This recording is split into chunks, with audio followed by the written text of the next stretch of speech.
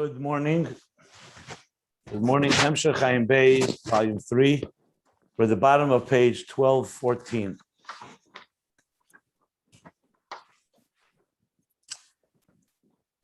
Okay.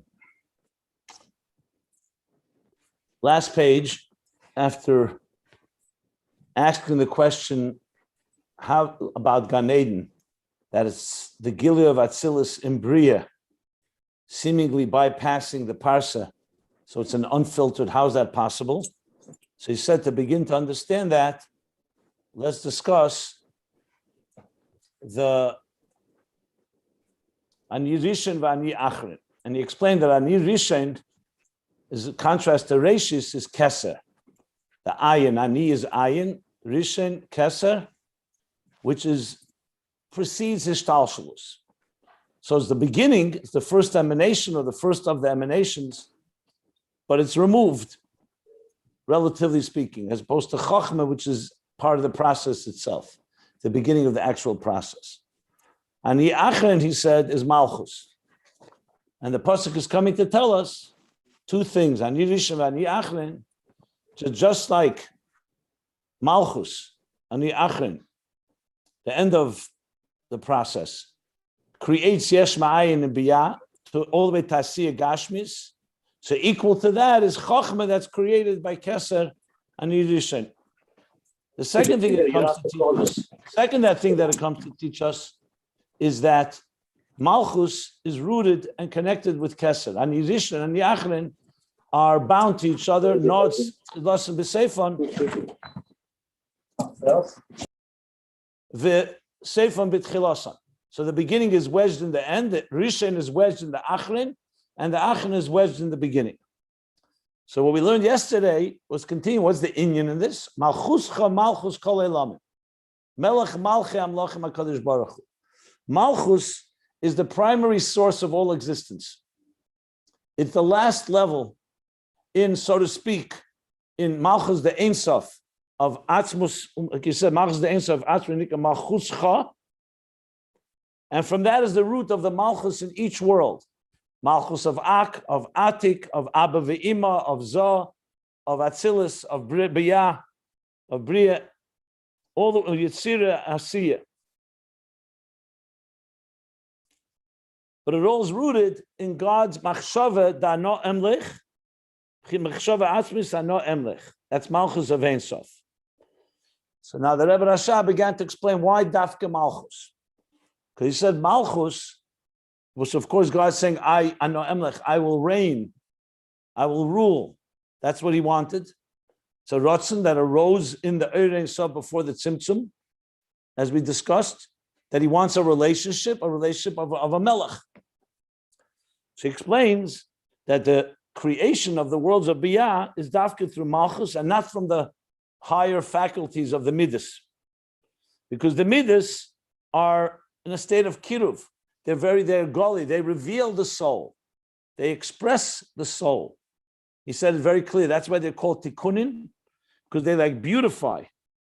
Like it is with the faculties in the nefesh, they beautify and adorn and express in a revealed way the soul's power.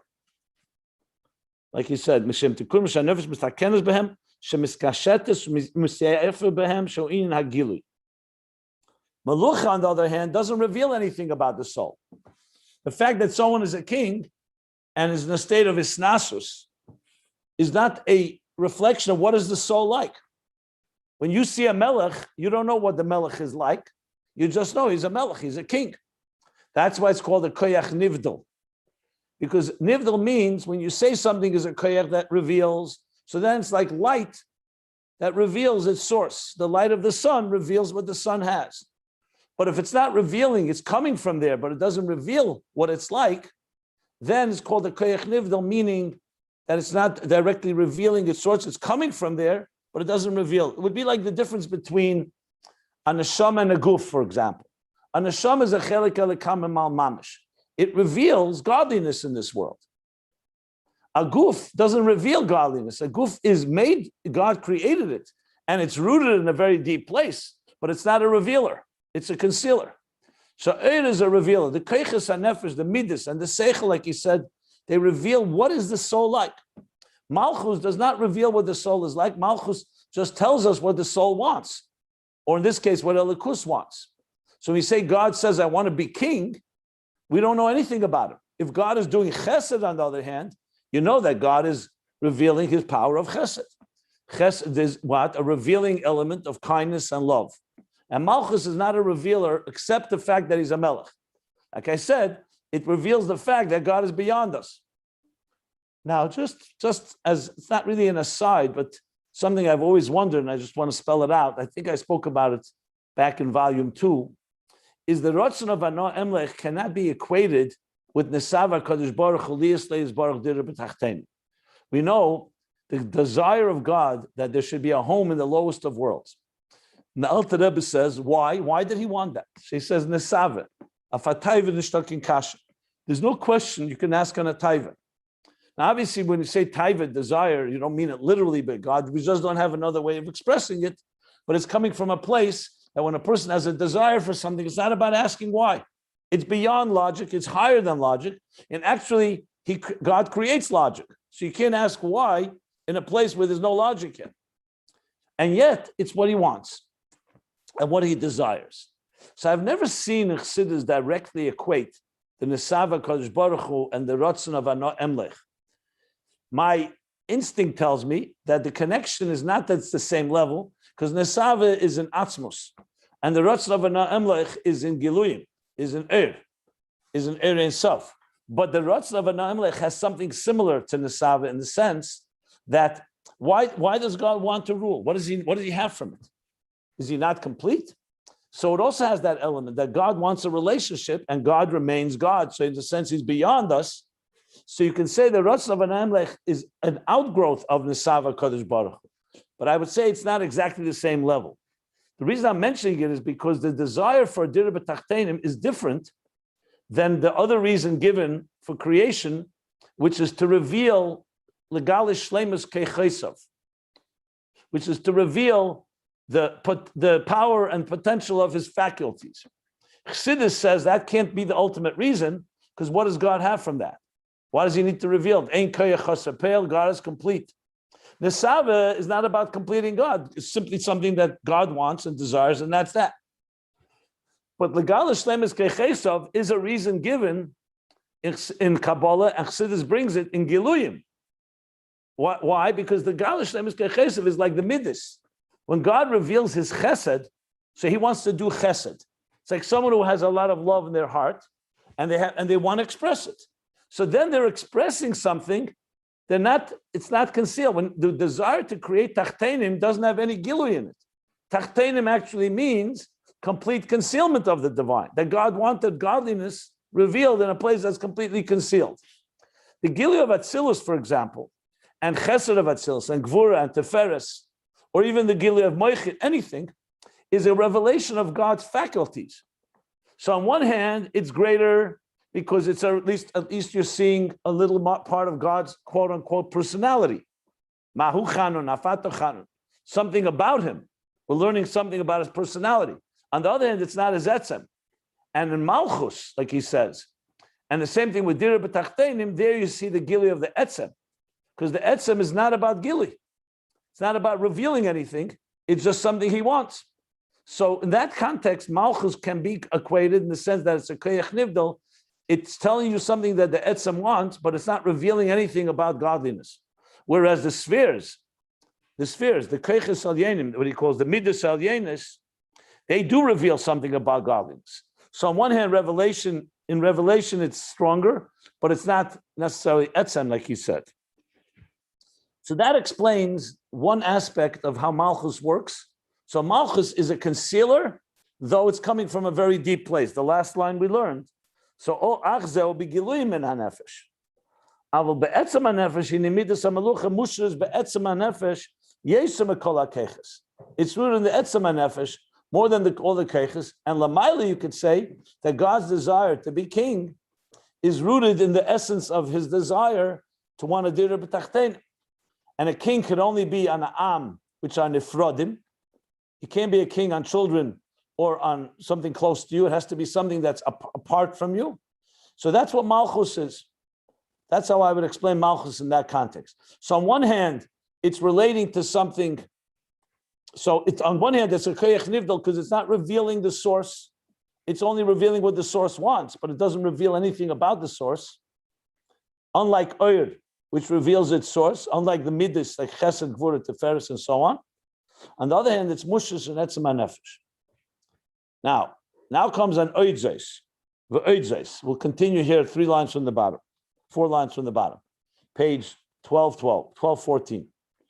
The Oidzais, in addition to this, or moreover, furthermore, but it's an additional point, that Malchus is a result of the fundamental superior exalted state of the nefesh. Now, yesterday, when I explained Malchus, I did not realize that the Rebbe Rashab is breaking it into 2. So I explained it all in one fell swoop, all connected. But the truth is, till now, we just said it's a koyach nivdal, meaning it's not a revealer of what God is like. Just like when you say Melech David HaMelech, Shlomo HaMelech. When I say those words, and you don't know anything more, David was a king, Shlomo was the king after him. And if I said to you, tell me, what's the difference between David and Shlomo? You'd say, I have to go look up what they did. I don't know. From the fact that they became king, someone is appointed king, you know nothing about him. Doesn't reveal at all what he's like. And you could have one king and another, both kings of an empire, and one is the heir to the throne, and their personalities are very different.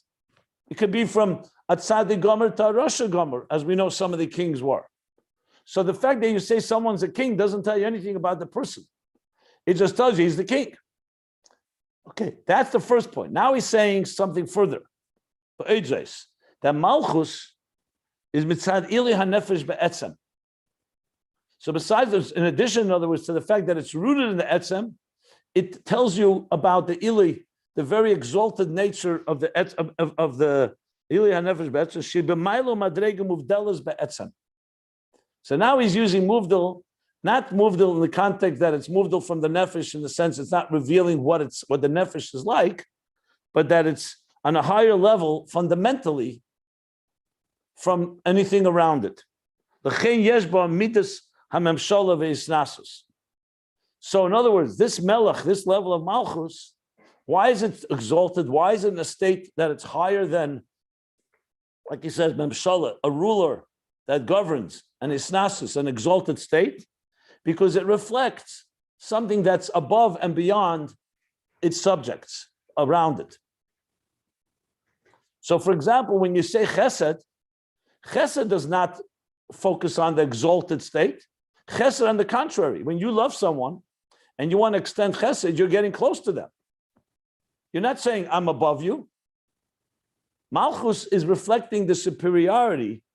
And as I explained yesterday, it doesn't mean superiority in an arrogant way, just an exalted above, like something made from a higher level. A different superior quality individual. So it expresses that it's beyond that which is around it. Whereas the midas, he doesn't explicitly state it, but chesed gvura is all about a relationship. It actually moves closer to that which you have the midah to. When you have an emotion, it's in the relationship with the thing that you're having an emotional connection, a relationship with.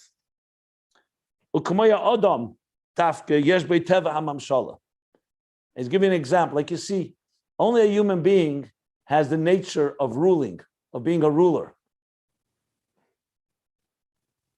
Like the pasuk says, "V'redu b'digas hayam," in Bereshis, "V'redu," and you shall rule over the fish in the sea. Or when it says, "Prurevu milos haaretz v'kivshua." In other words, a human being naturally has the ability, has the capacity, and the nature of control. And again, we're not talking here negative control.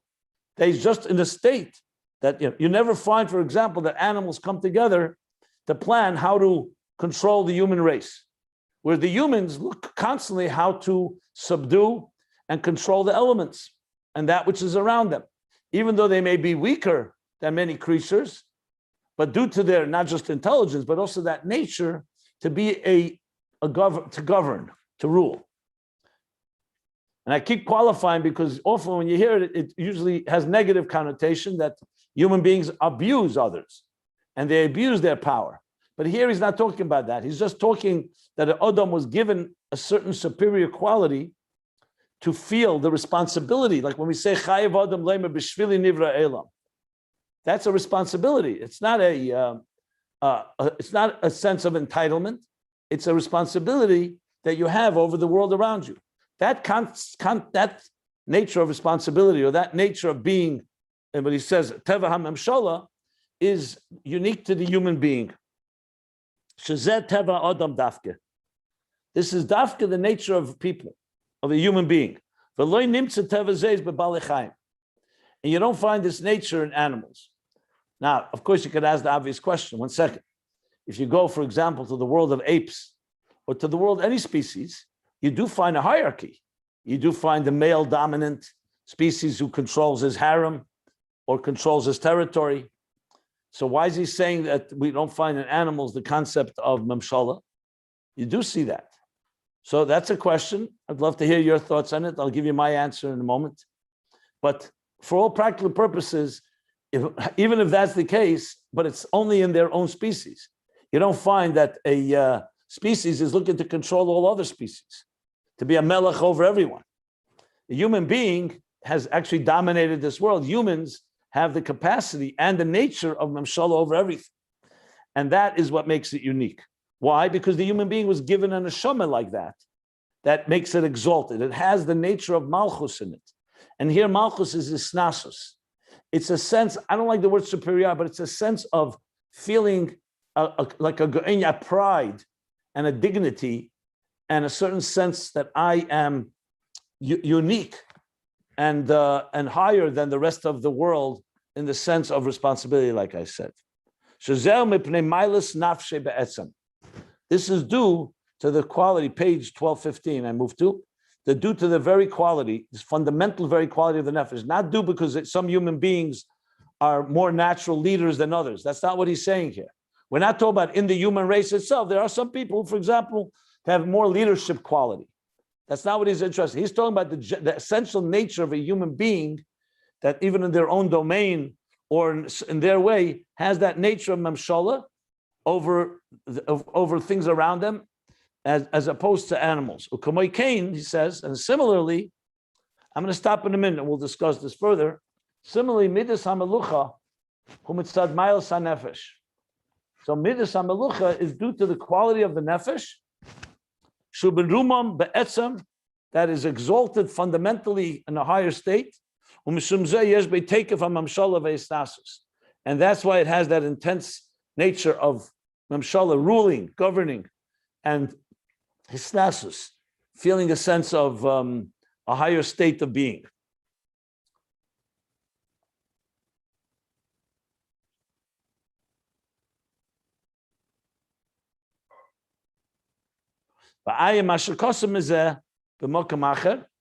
So delve into what it says about this elsewhere in the B'dibra Mastel Samach Tasamach Reish Nun Zayin. In the Maimer called Samach Tasamach Tov Reish Nun Zayin, that's one of the Maimorim that the Rebbe Rashab said at the wedding of the Frierdiker Rebbe. Tov Reish Nun Zayin, it's quite a few years before Ayin Beis.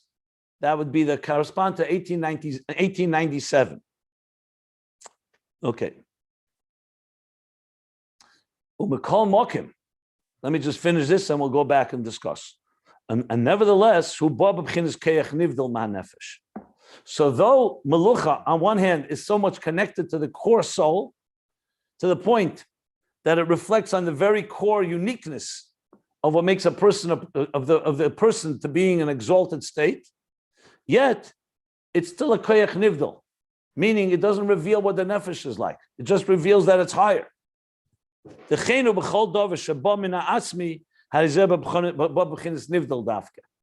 so now he's adding a little explanation, the parentheses.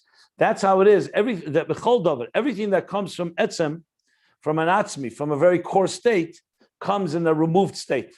In other words, anything that comes from gilui, the gilui of the entity, comes in a revealed way. It's not nivdal. It's connected. But anything that comes from the core of the essence is going to be in a form that's separate. I'll give an example. We mentioned the sun. The sun, we know, not the sunlight, sun itself is made up of many properties.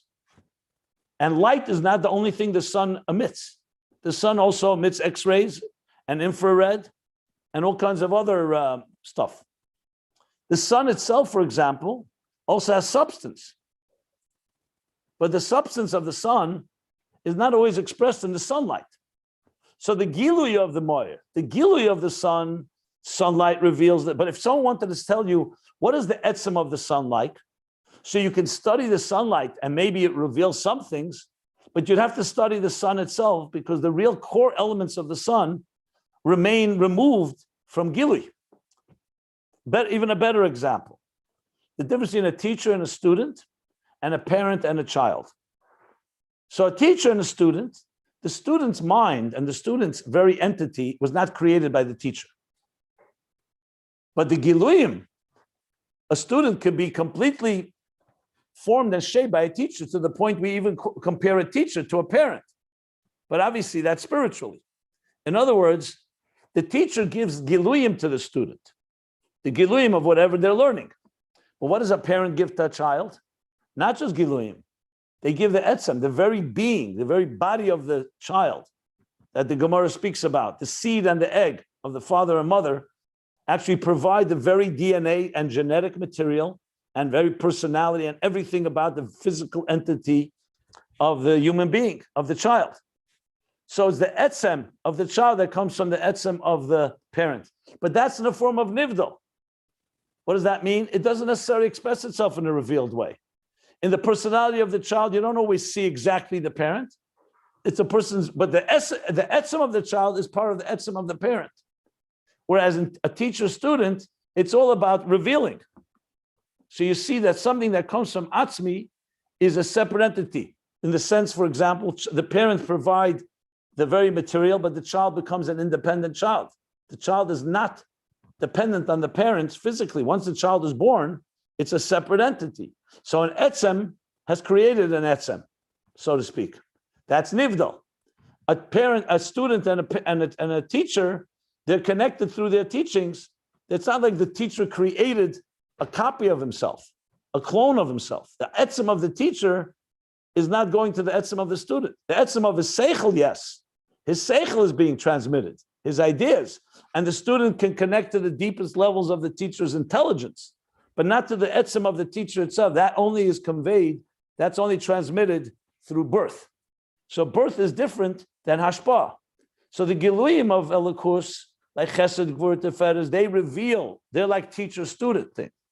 The guf, for example, the creation itself, where that comes from Malchus, that is an expression of the etzem. Like when we say that the neshama, he says in Perik Beis Tanya, is bonimatem, comes from the moyach ha'av.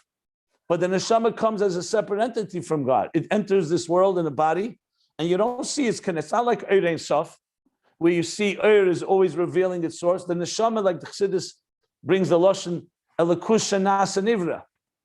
Or another expression is that from the Geras HaKedesh, that it's rooted in the etzem, but then it went off nivdalu. It separated itself, because etzem can separate into another, and gilui, by definition, is always connected to the source of its gilui. Okay, so that's Malchus. I'm going to go back to Midas right next, but I want to stop if anybody has any questions. In the Nimshal, what do you just said that it's rooted in the etzem, our neshama. So it's another etzem. But when you say what part of God is what you're calling etzem at this point? That's all I want to know, please. Malchus. The desire to rule and be a melech, as opposed to the expression of, let's say, Keser or Gvura. That's what he's talking about here. I got to think about it. Thanks. God being a melech, which doesn't reveal anything about God, like Chesed does. It just reveals that God's a melech, that he's beyond us. Okay. Anybody else? Any questions?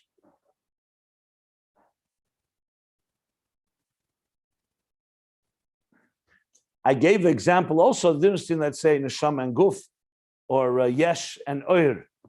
Oir reveals godliness, if you remember. But Yesh does not reveal, it's a product of godliness, and it's a product of Atzmus. Because the Yesh HaNivra has to come from the Yesh HaMiti, Mitzusim Atzmuse. So if you want to know about God's so-called essential being, that he is basically Matzmus, existence comes from within himself, you can't look at Oir. Oir reveals God's personality, God's revelations. It's the Yesh, which is associated with Malchus, that reveals, that expresses God's essence. But essence is not expressed through Gili. It's expressed through being. Like I said, dir b'tachtenim, as opposed to revealing the faculties and the potential. So a teacher, or if you were going to reveal your potential to someone, so you say, let's say you're an artist, and you show someone how you're an artist, or some other way that you can express some of your potential. That's the Keches HaNefesh. They reveal what you're capable of. But Malchus does not reveal what you're capable of. It reveals the exalted state that you are. So yes, that's also a part of who you are. That's the etzem of who you are, but it doesn't come in a form of revelation. You just know that the person is in a state of an exalted, a state of hisnasus, as he says. That's beyond. Now, obviously, we need a relationship with God on both levels. But let's see now where he's going to go with the midas. Because all this was coming to explain why creation comes only through Malchus, dafka through Malchus. And that's why the emotional faculties or attributes, which are which are a revelation from the nefesh.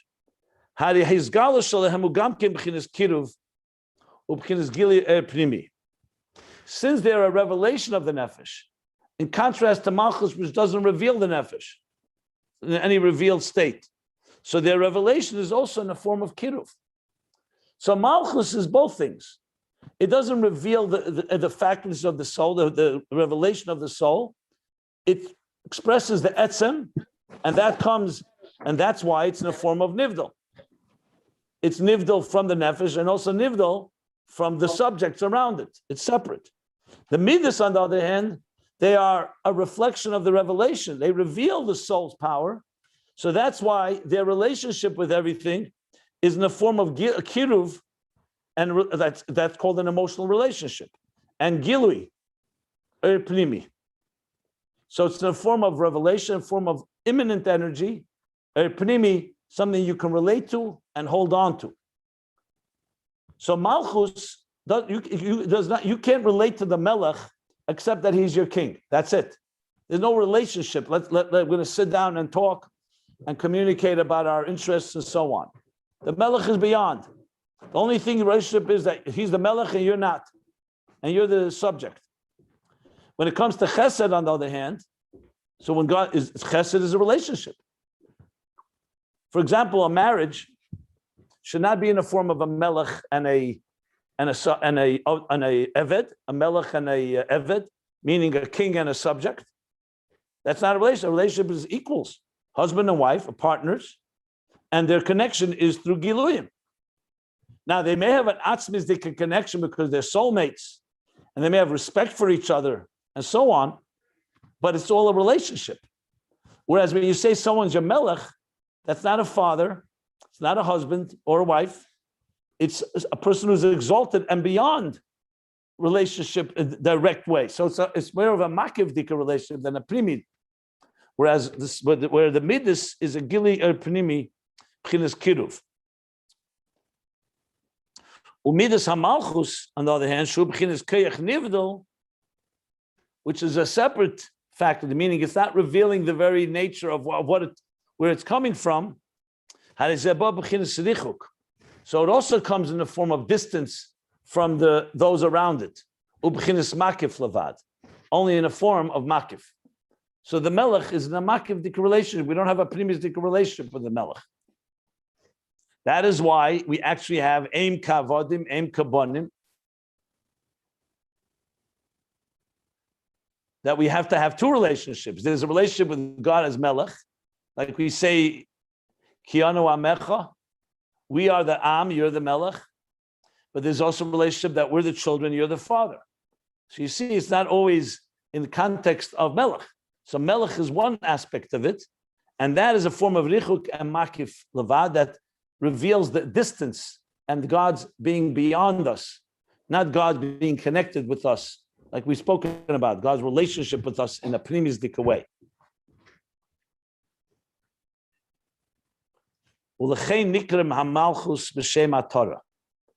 And that's why Malchus is called with the name Atorah, Teres Malchus. Atorah is a crown. Why is it a crown? Because a crown is not a Pnimi. A crown lies on top of the head. That's the ultimate Makif. Whereas the Keches Pnimim, like the Moyach, the Seichel, is inside your mind. The Midas inside your heart. They're internalized faculties. Kes Malchus is called Atorah. The Ikar Inyan HaMelucha hu Keser Malchus. And the primary element of Malchus is the Keser Malchus. In other words, there's the king wears many different kingly garments, but what really distinguishes the king from everyone is the crown that he wears. Which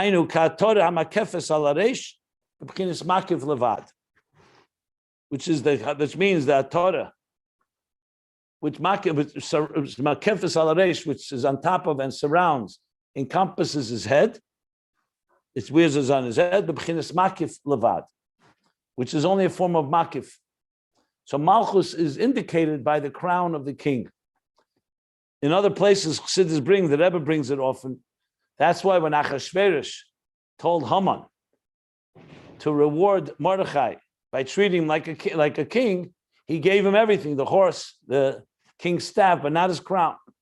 Because the crown is exclusively the king's.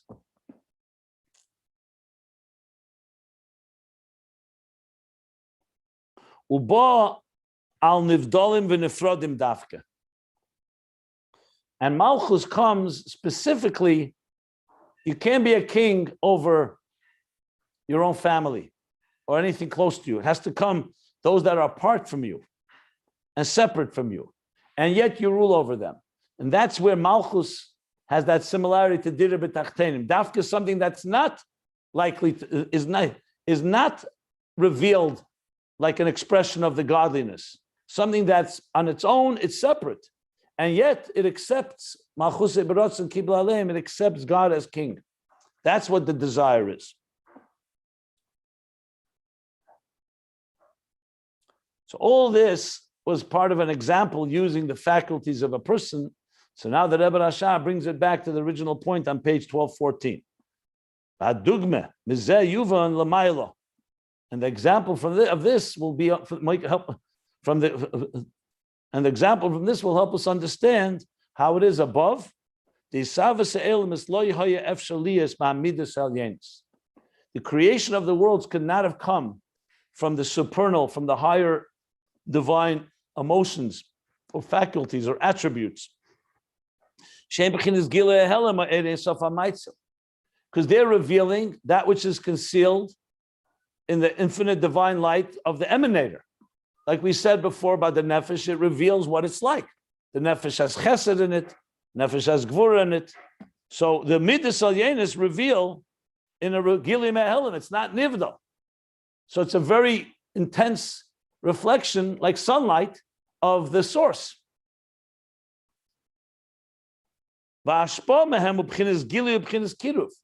And the way they transmit is through revelation and through closeness. That's what each midah does in its own way. So why can't it create? Because if it came from there, you wouldn't have the creation of a separate entity. In other words, if it was coming from the level of God doing chesed, kindness, or gvura, a form of a discipline, compassion, so then that would only go, how far would that go? To something that you have a relationship with. It wouldn't go to something that's separate from you. We don't love things that are separate from us. We love things that we have a relationship with. That's what an emotional connection is about. Malchus, on the other hand, like he continues, Ki mebchinas Malchus, creation is dafke, rather from the level of Malchus, Sheba b'bchinas nivdal. since Malchus is not revealing the essence, not the essence, I shouldn't say, it's not revealing the nefesh, it's not revealing godliness, because it's in a concealed state, and it's removed.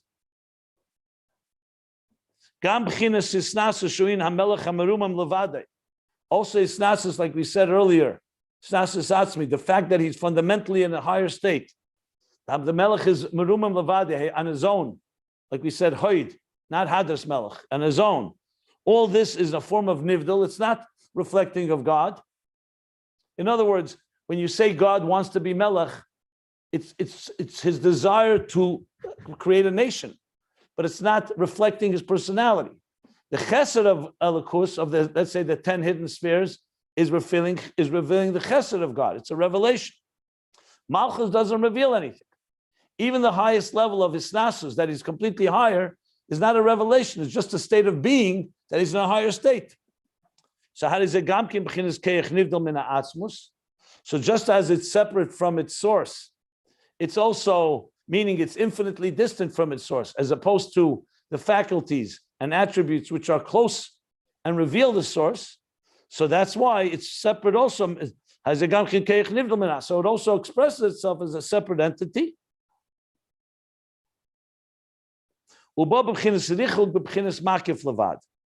the way it manifests is in a distant way and a form of makif from above. And that's why the creation of the world is dafka from Malchus. So let me explain it even more, a little more specifically. When you want to reveal something to someone, like the teacher to a student, you don't need to create anything. You're not creating an entity. You are creating a relationship. And you say, I'm going to use my intelligence to figure out now how to convey that intelligence to someone else. That is like Ein Sof. Ein Sof reveals godliness. You can't create with that itself, because creation requires something that's apart from you, not that's an expression of you. So Ein Sof reveals the expression of godliness. Malchus, on the other hand, is not a revealer of God's revelation. It's just telling you that Atzmus has an element of Malchus that is beyond everything. So Malchus itself does not come in any form of closeness. That's why when you say God is being Melech, what is the Melech's relationship with the Etzem of God? It's just that he wants it. It doesn't tell you anything about him. So also its form of expression, therefore, can create something that's also separate, because it's not in a world of relationships, it's in a world of being beyond. In addition, to create something, you have to go deeper inside yourself, not to reveal yourself, but to create something that's separate from you. That requires a much more etzem power than a giluyim power. Because giluyim, as I said, can only express that which is revealable. Whereas the power to create requires something that comes from the core essence, which he doesn't really explicitly state, but it's pretty clear from when you read it properly that Dafka Atzmus has the power to create, and Ur and Giluyim don't have the power to create. They carry the power, but they don't have the actual power. It can only come from something that's apart and beyond Yesh and Ayin that can create a Yesh. In this context, Malchus Divdalim, Hisavasa Elamis, Dafka from Malchus. So Malchus carries that Atzmizdika power. The other faculties carry the revealing power, and obviously they work together. But that's why Dafka, the creation, comes from Malchus. Like I mentioned, heaven does not, you don't plant seeds in the sky and it grows. It's Dafka earth. The lowest part of the world is earth. Afar, min adama, afar, adam, daimim. It's lower than the higher levels of Chai Medaber. Eretz is lower than heaven. And yet that's where God implanted the power to create. So creation has this dual side to it. It comes from a deeper place, but it has less revelation. And that's why it's a creator. And also can create, because when you're close to something, you can't create something that's not close to you if you're in a state of being close to something. Closeness creates closeness. And to create, it requires distance. That's the general the idea of what we're discussing here, based on a lot of what we learned earlier and so on. But I stop now again if anybody wants to ask anything.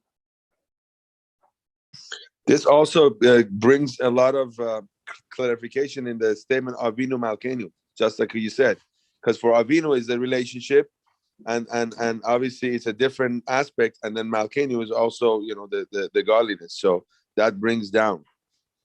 Exactly. I was about to say that it's easier understood in Avodah, and I'll tell you how. When you have a relationship with God as a ben and a av, a child and a father, so obviously it's a deep connection. But there's also an element there of closeness. And you don't necessarily, sometimes you look at your father not as someone infinitely distant than you. So the closeness part is there. But when you want a relationship with God on God's terms, you have to see God not just as a father, but also as a melech. He's beyond me. That's nivdal. So in the relationship with God, we need to have things that we relate to. That creates a relationship. And we also need to be like an eved, not just a ben, but also an eved. This is brought in Tanya and Perek Mem Aleph, and in Samach Vav it elaborates. And you really need both, because one is closeness and relationship, and the other is appreciating the infinite distance that God has from us. And Malchus is infinite distance. So, for example, in the contemplation about God, if you contemplate how God is feeding you and giving you life and providing Kilo Elam Chazdei, Hazanim Afarnesis as Akoil, He's feeding and sustaining us. So that's a relationship. God is coming on our terms and being, so there's a certain relationship, a certain love and connection. But when you speak about God on God's terms, what is God like, not in relation to us? And we want a relationship with that too. That's Malchus far more captures that element, the distance of Malchus, because Malchus is both distant from us, and also even in God, Malchus is distant and doesn't reveal Gilead Helam, what the Etzem is like. It's just a state of being that God is beyond everything or higher than everything. Okay. That we say. Also, Shem Hu Hakim is a similar thing we say at the end of Yom Kippur. Shem Hu Hakim. Well, Hashem Elokim is more that the revealed God, you're revealing God within the concealment, like we said. That Elokim is really in order to reveal the deeper dimensions of divine. That's more Giluya Helam and Giluyim, as opposed to what we're talking here. This is more like Ein Eid ultimately, but we'll get there. But they both relate to Dirva Haktanim. Ultimately, that's. This is not Havayu Elokim. Let's put it this way. This is not that at all. Okay.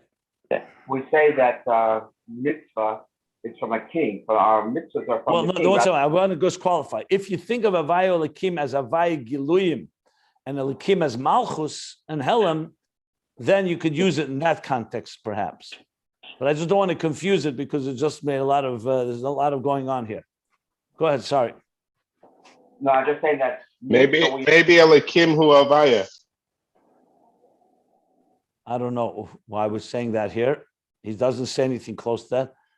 You're talking about Ein Oid now, that Elokim itself is the power of the divine. He didn't go there right now. Now, I stick to this, what it says here. Anything else is going to be confusing. Yeah, go ahead. Someone's asking something. Yeah, sorry. I'm just asking that when we say a connection to God, we generally speak about thoughts of the Chibur from mitzvah, that there's 613 ways to connect to God. And it's by my understanding that connection, the mitzvahs are from the revelation of God as Melech, not as an Av. Well, so, he's not talking here about Avodah. Here he's talking about the process of creation. Once you bring mitzvahs, you're talking about our way of connecting through mitzvahs. It brings a whole other discussion. It's not this discussion here. No, but you were brought in Avodah, and I was relating to what you said. No, I just brought the Avodah, the part of our having a distant, the connection to that which God is beyond us, and connection to God that relates to us. In that context, I just brought, because that reflects these two things. Right. But once you get into mitzvahs, you're talking about us connecting on many levels. So, but go ahead, yeah. No, my question, it just seems to be the opposite situation, that we connect to God through mitzvahs, which is the king aspect, whereas the Avinu part is more through tefillah or whatever, davening to Hashem. Which part? Which part? Tefillah, davening. Gilui? Davening, prayer. This is going to be beyond, I don't know. I don't really, I too much processing for me personally. Okay, I'm following. I'm not sure. I mean, a mitzvah connects. Yes, we do a mitzvah because God, Melech, Asher K'Shem Tzvei Tzivanu. Yes, Baruch Melech Ha'elam. There's an element of Malchus there, correct? It's Kabbalah Sel mitzvahs, Kabbalah Sel Malchus Shamayim. I don't know if I'd connect it yet with those specifics. You know, which is which. Because they all have both of them. To say that mitzvahs is closeness and tefillah you're trying to say is distance, or the other way around? No, that mitzvahs are a connection, and I mean, it seems like that what we're saying is that you started by saying the question was asked about Avinu Malkeinu, which I always think about. There's two aspects of godliness, and that Avinu you had mentioned in Avoda is closeness to us, whereas Malkeinu is concealed from us. It's a level of God above us. Yet no. Look, I can't stop you from processing, but to me, it's just confusing what he's trying to say here. I would stick to what we're saying here. We're going now a little off the reservation a bit. So I don't relate to it in that context at all right now. To me, the focus here is what Malchus is, and Malchus. Even when we brought Avinu Malkeinu, I was just trying to explain it. We can't start focusing on the way I'm using different terms to explain it. Let's go back to the mimer. We're learning the mimer now in Beis. The mimer is talking about the difference between why his savus and creation comes through Malchus and not through the other midas. And his key point was making about how Malchus is separate, a type of separate faculty that's rooted in the etzem and reflects the etzem, but it's not revelation, as opposed to the midas, which is all about giluyim, Pnimi, not Makif, and therefore the creation doesn't come from there. That's the focus here right now. And these two different manifestations. Now remember, all this is connecting also to Keser. And so now we also have the connection between Malchus and Keser, Keser being a Makif. But he's going to go further now. Remember, all this is leading, the bottom of page 1218 is going to come back to Gan Eden. It's all coming to explain that. How it's going to explain it, I can't say yet. We'll see. So I'll just continue learning here unless somebody has any other questions. Can we also say, Rabbi, that basically because Malchut is the creative power, now that we're discussing the Gilui of Atzilut, that will be in the Biyah for the Gan Eden part, that's why we need the Malchut of Atzilut, because that's the creative power for Gan Eden, so to say. Is that an assumption, or is this where it's going and we don't know yet? I'll tell you the truth, I don't have no clue. I didn't really look. I know where he's going to go back on page 1218. You can look if you want. I mean, I would not come to any such conclusions yet. It's a little early to say. Because I'd let the Rebbe Rashab guide us here. Okay, but now the Rebbe Rashab is going to go dig deeper into this process of creation. So Malchus has introduced the concept of an etzem, and an etzem where they're essentially separate from each other. They don't reveal. Like when you say creation yesh ma'ayin can only come from Malchus, because the yesh and the ayin don't have anything in common. They're like the melech and the subject. That's why we call it ayin. It's beyond us, of a different substance. Gilui Helem, absolutely there's a relationship. You're revealing that which was there. The chesed and the nefesh is revealing, and it's in a state of revelation. Love is not through distance, it's through closeness. Yesh ma'ayin is through being removed. So Malchus is the carrier of that creative power. But now he's going to ask some question on that. And now, seemingly, we need to understand. You just told me that Malchus is the power of creative power. It says Bereshis bara Elokim. Bereshis ubchinas chachma kanal. And we said before that Bereshis is the level of chachma. not the level of Malchus. So the pasuk is telling us the Isavas comes from Chachma, wisdom.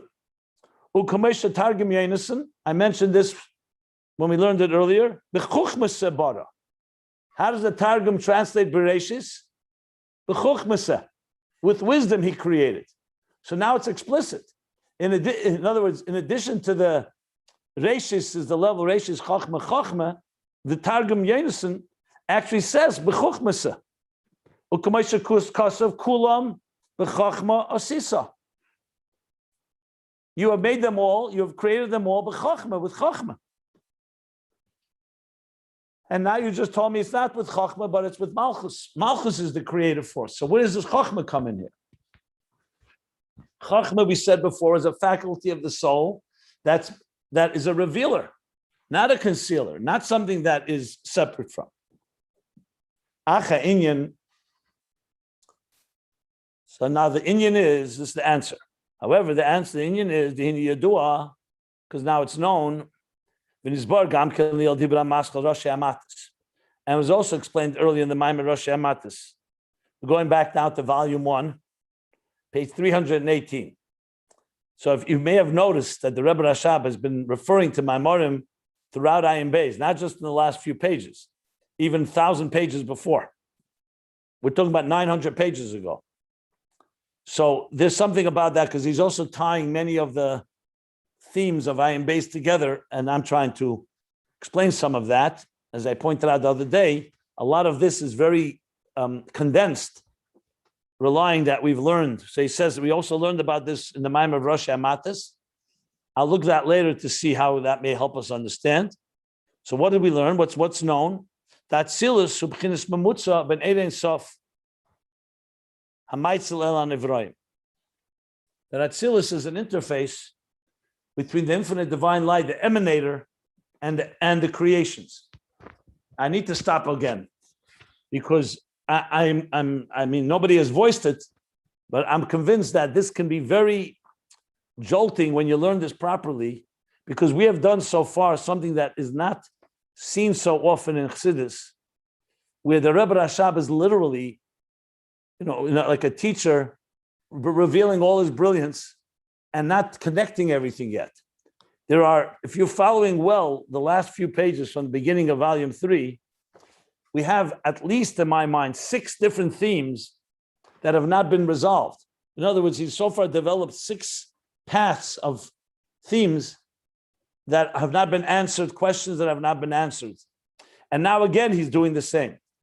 Now, my feeling, my instinct is, because this was written and not delivered, and the Rebbe Rashab did not have the chance to review it again and edit it, in addition to the fact that he knows we've already learned 1,214 pages, that the Rebbe Rashab is now going in a very advanced way of communicating, even though all of Ayin Beis is advanced, but this is even furthermore, where he's just introducing themes as if you and I know them already well. Because now we've already introduced Malchus, we have a whole thing with Malchus. We talked about Keser, we talked about Gan Eden, we talked about, before that, Schar Mitzvahs.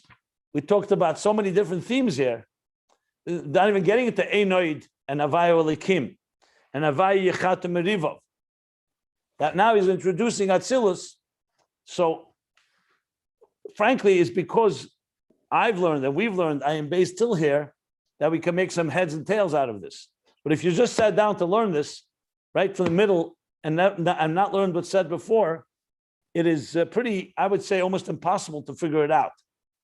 So I'm just acknowledging that, because as I'm reading, I'm seeing now yet another theme is now opening up. The theme of Atzilus. What is the role of Atzilus?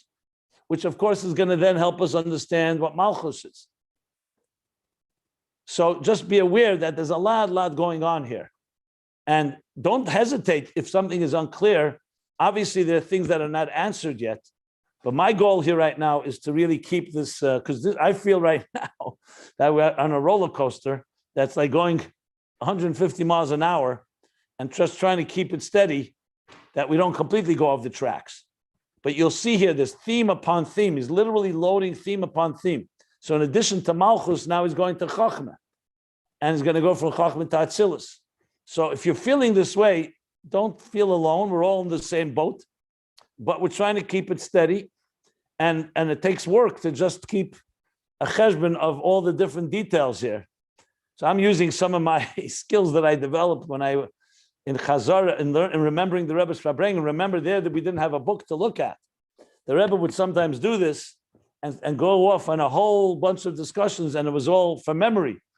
So you really have to keep very much focused and absorbing. I am like almost in non-processing mode now, to be very honest. I mean, processing enough to understand the pshat, but above all, to really keep all these ideas in mind as he develops and further unpacks this the themes here.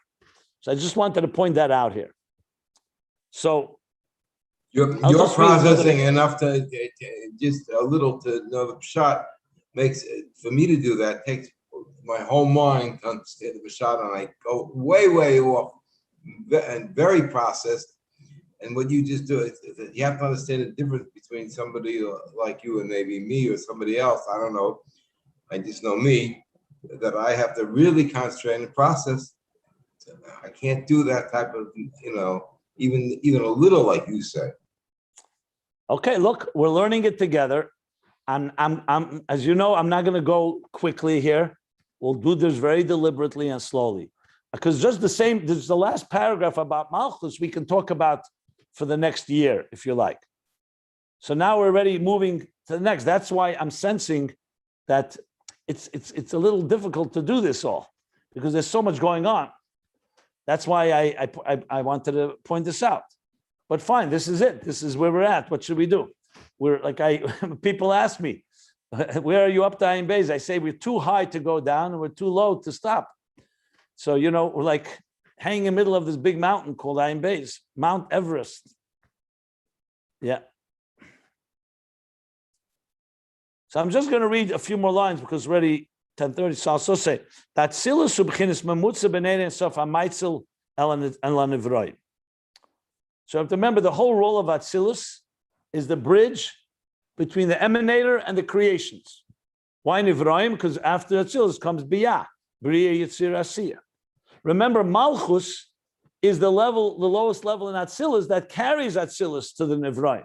But overall, Atzilus is the Mamutza, not just Malchus, which of course is going to be relevant to Chachma in a minute. So he says, Shahari HaKavona, the Tachlis HaKavona, the Erein Sofu, Hisavus the Biyah.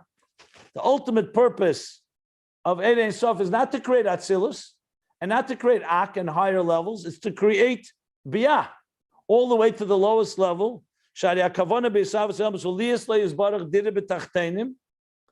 the intention is to create a home for God in the lowest of worlds. And that intention is fulfilled and realized in Biyah Dafka. As was explained earlier in a number of different discourses. So that's the kavanah. That's why Atzilus is not the intention. Atzilus is only a stepping stone, so to speak. It's an interface.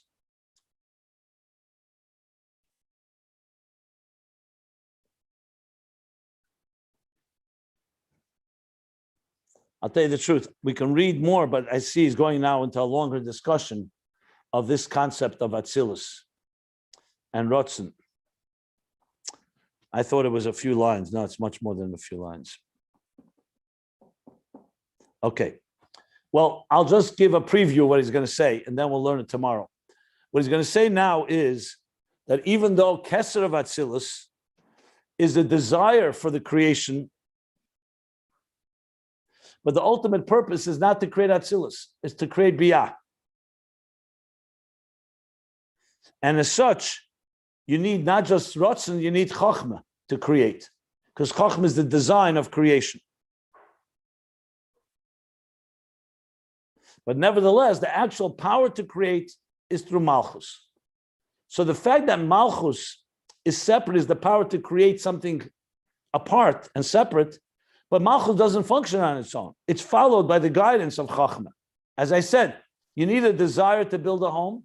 Malchus implements it, but it follows a design that comes from Chachma through Yesod, through the 9 higher spheres. That's essentially what he's going to say, which is really going to beautifully tie it together.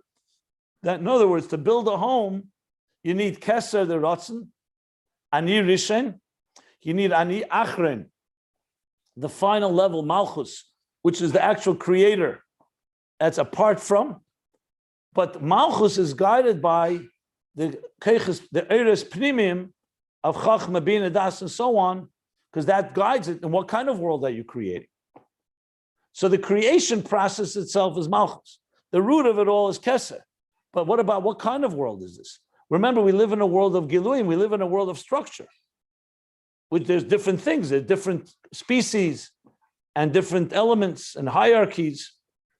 So that's going to bring it all together in the context of what we're talking. And Atzilus is the interface from the highest levels, from the emanator all the way to the creation.